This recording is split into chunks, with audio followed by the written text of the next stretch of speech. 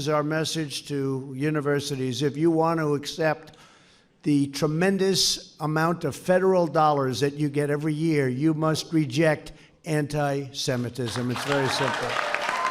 Essentially,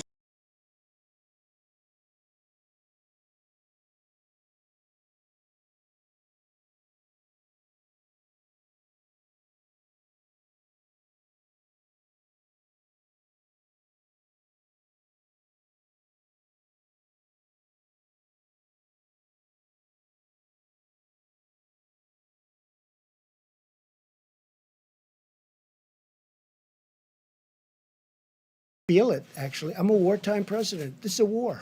Horrible, invisible enemy. We're at war. In a true sense, we're at war.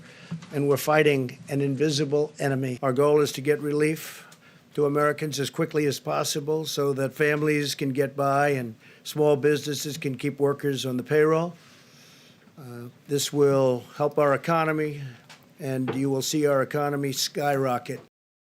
Take the firearms first and then go to court.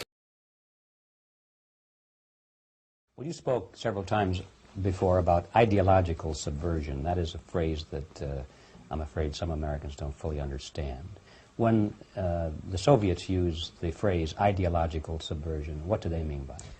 Ideological subversion is the process which is legitimate, overt, and open. You can see it with your own eyes. All you have to do, all American mass media has to do, is to unplug their bananas from their ears, open up their eyes, and they can see it. There is no mystery. There is nothing to do with espionage. I know that espionage intelligence gathering looks more romantic. It sells more deodorants through the advertising, probably. That's why your Hollywood producers are so crazy about James Bond type of thrillers. But in reality, the main emphasis of the KGB is not in the area of intelligence at all.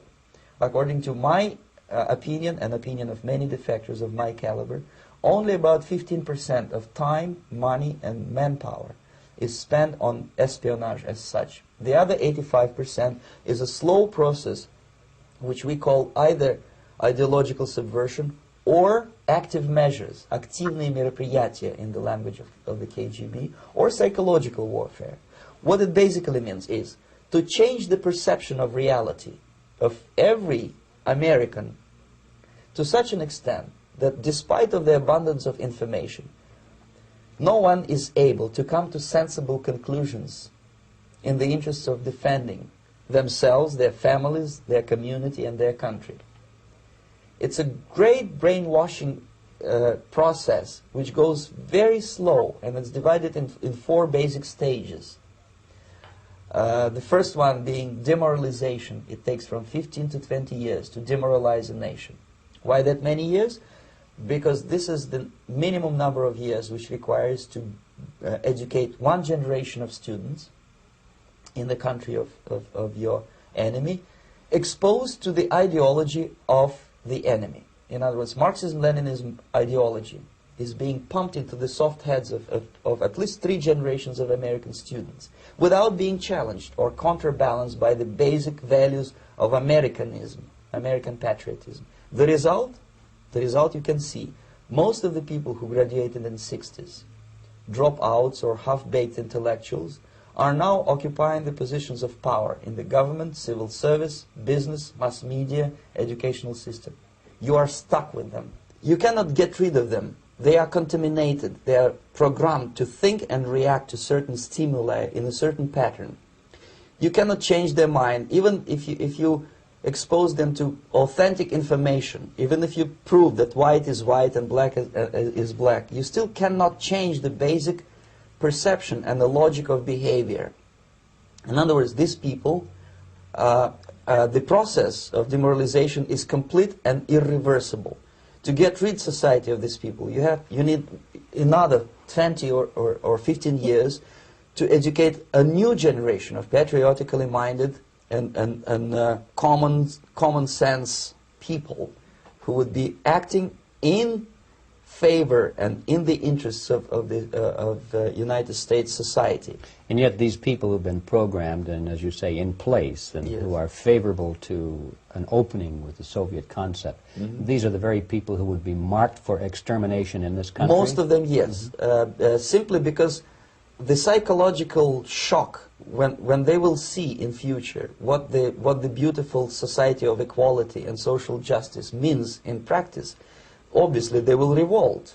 They will be very unhappy, frustrated people. And the Marxist-Leninist regime does not tolerate these people.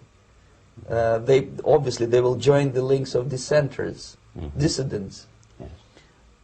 Unlike in present United States, there will be no place for dissent in future Marxist-Leninist America.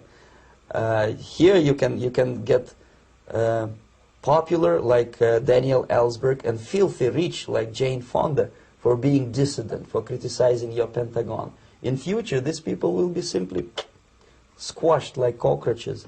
Nobody is going to pay them nothing for their beautiful, noble ideas of equality.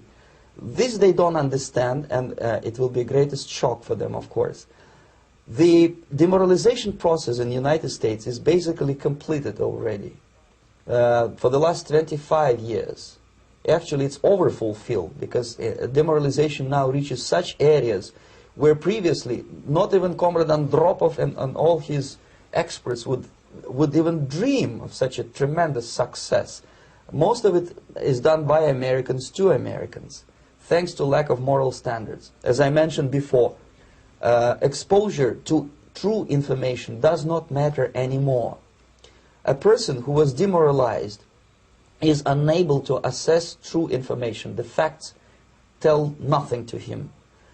Even if I shower him with information, with authentic proof, with documents, with pictures, even if I take him by force to the Soviet Union and show him concentration camp, he will refuse to believe it until he is going to receive a kick in his fat bottom. When a military boot crashes his balls, then he will understand, but not before that. That's the tragic of the situation of demoralization. So basically America is stuck with demoralization, and unless, even if you start right now, here, this minute, you start educating new generation of Americans, it will still take you 15 to 20 years to turn the tide of ideological perception of reality back to normalcy and patriotism. The next stage is destabilization. This time, subverter does not care about your ideas and the patterns of your consumption. Whether you eat junk food and get fat and flabby, doesn't matter anymore. This time, and it takes only from 2 to 5 years to destabilize a nation, what matters is essentials: economy, foreign relations, defense systems.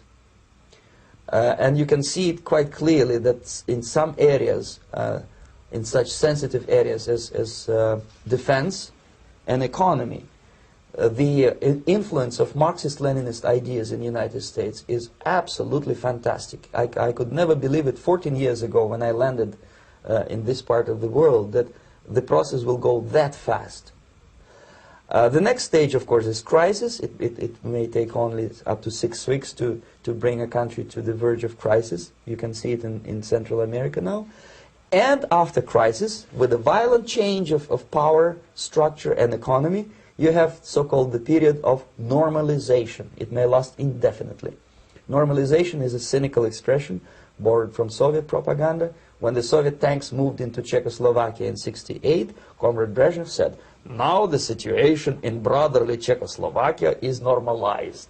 This is what will happen in the United States if you allow all these schmucks to bring the country to crisis, to promise people all kind of goodies and the paradise on earth, to destabilize your economy, to eliminate the principle of free market competition, and to put a big brother government in Washington, D.C., with benevolent dictators like Walter Mondale, who will promise lots of things. Never mind whether. This is what will happen in the United States if you allow all these schmucks to bring the country to crisis, to promise people all kind of goodies and the paradise on earth, to destabilize your economy, to eliminate the principle of free market competition and to put a big brother government in Washington, D.C., with benevolent dictators like Walter Mondale, who will promise lots of things, never mind whether the promises are fulfillable or not.